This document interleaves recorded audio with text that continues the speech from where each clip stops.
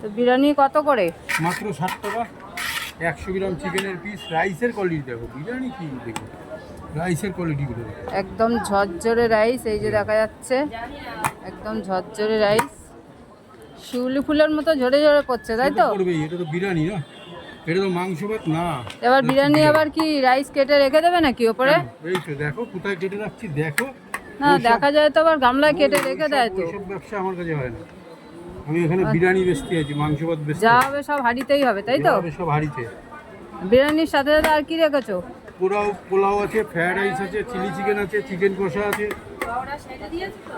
পোলাওর সাথে কি আছে? পোলাওর সাথে 2 পিস চিকেন কষা আছে, 2 পিস চিকেন কষা দিয়ে বাসন্তী পোলাও মাত্র 80 টাকায়। ফ্রাইড রাইস আছে 2 পিস চিলি চিকেন দিয়ে মাত্র 50 টাকায়। এত সস্তা? সস্তার খাবার। এই যে দেখো, এই জায়গার থেকে আর তুমি কেটে রাখা যাবে না, এইটাই হচ্ছে এই